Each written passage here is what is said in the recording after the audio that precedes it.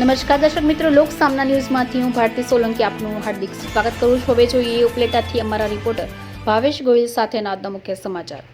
રાજકોટ જિલ્લામાં ઉપલેટા સરકારી હોસ્પિટલમાં હાલ વાયરલ ઇન્ફેક્શનને લઈને શરદી, ઉધરસ તેમજ વાયરસ તાવના દર્દીઓ અને ઝાડા ઉલટીના કેસોમાં વધારો જોવા મળી રહ્યો છે. હાલ વરસાદી ઋતુ ચાલુ હોય અને રસ્તાઓ પર પાણી ભરાઈ રહેલા હોય અને લોકોના ઘર પાસે પાણીના ખાડાઓ ભરાઈ રહેતા હોય છે, જેમાં મચ્છરનો ઉપદ્રવ વધી જતો હોય છે અને મચ્છરનો લઈને રોગચાળો ફેલાય છે. તેમજ હાલમાં જન્માષ્ટમી જેવા તહેવારો ગયા છે, જેમાં લોકોએ મિષ્ટાન સહિત અનિયમિત ખોરાક લેવાના કારણે પણ શારીરિક રોગ પ્રતિકારક શક્તિ ઘટી જવાના કારણે પણ સામાન્ય રોગોમાં વધારો થયો હોય છે, જેને લઈને વાયરસ, તાવ, નબળાઈ, ઝાડા ઉલટી, મલેરિયા, ટાઇફોઇડ તેમજ શરદી, ઉધરસ સહિતના દર્દીઓમાં વધારો જોવા મળે છે. ત્યારે ઉપલેટામાં પણ થોડા દિવસોથી સરકારી હોસ્પિટલમાં દર્દીઓનો વધુ ઘસારો જોવા મળ્યો છે. હાલ ફક્ત સરકારી હોસ્પિટલમાં રોજના આવા વાયરલ ઇન્ફેક્શન અને શરદી, ઉધરસના 700થી વધુ ઓપીડી થતી હોવાનું સિવિલ સુપ્રિન્ટેન્ડન્ટ અને મેડિકલ ઓફિસર દ્વારા જણાવવામાં આવ્યું હતું.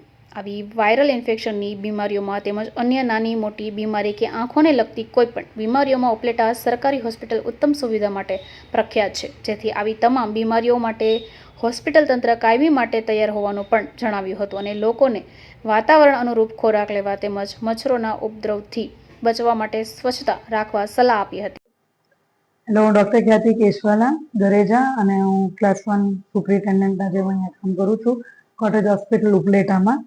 અત્યારે આપણે જોઈએ તો પેશન્ટનો ઘસારો બહુ વધી ગયો છે. સ્પેશિયલી સાતમ આઠમ પછી આપણે પેશન્ટ બહુ જોવા મળે છે અત્યારે.